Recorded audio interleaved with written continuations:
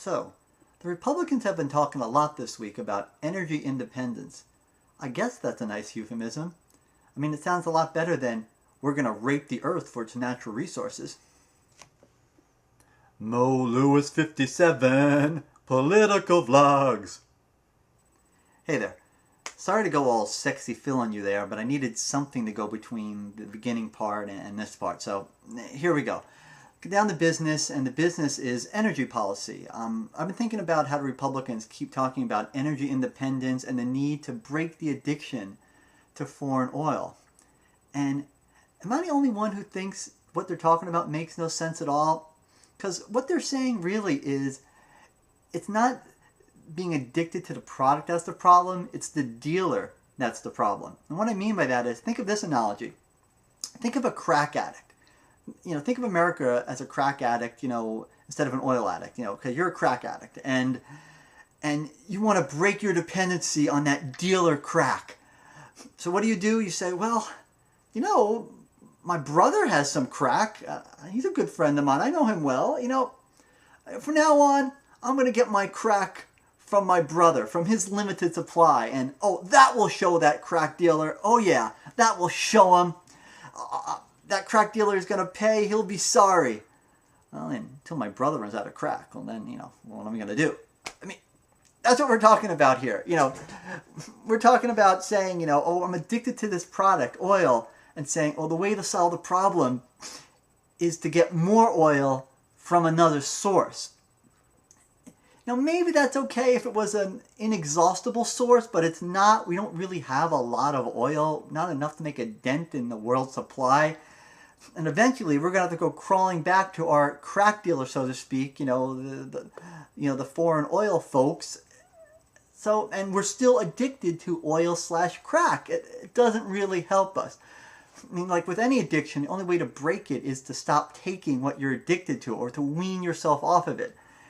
And that's what we have to do. We've got to find ways to use alternative energy sources. I mean, we're not breaking the addiction to foreign oil anytime soon unless we try doing that.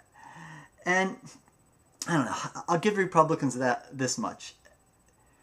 They've got tremendous audacity. They've got tremendous balls. I mean, just imagine.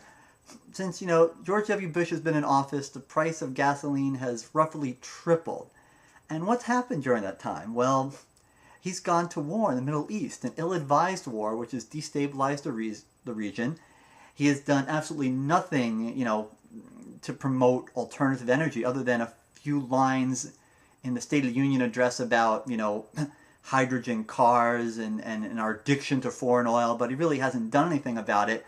So those are the facts, and yet they have the audacity to try to blame the Democrats, saying, these oil problems would go away if only those Democrats would let us drill some more. I mean, takes a lot of balls to say that. It takes a lot of balls. And I'm listening to this and I'm like, is this going to work? Are the people in this country stupid enough to fall for this? And unfortunately, the answer may be yes, because after all, they elected George W. Bush twice. And, it's a sad fact that, in democracy, you don't always get the most qualified people. What you get are the people that know how to campaign the best, that know how to dupe the masses the best, so to speak. And Republicans, they're not really good at governing, but they are really, really good at campaigning. I've got to give them credit for that. They're really good at demonizing their opponent. When they don't have the issues on their side, they're really good at making the election about anything but the issues. And that's really the case. I mean, if you ask most people issue by issue what they believe in, most people would actually find that they support the Democratic Party rather than Republicans.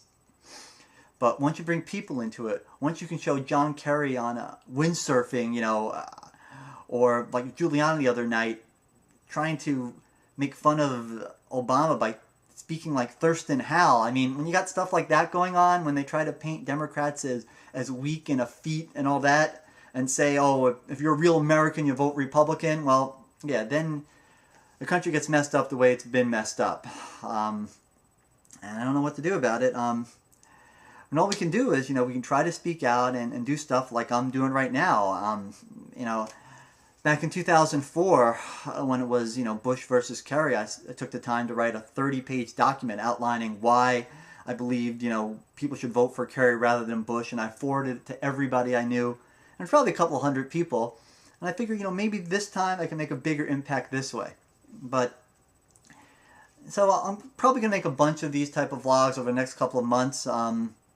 But, I admit though, I'm probably just preaching to the choir because I know my subscribers, and, most of my subscribers, based on their comments, are on the liberal side, and a lot of my subscribers aren't even from the United States, so that doesn't really help much. But if you want to help me, if you're from the United States, and if you know someone who you're not sure who they're going to vote for, you think they might vote for John McCain, do me a favor and forward these type of videos to them when I make them.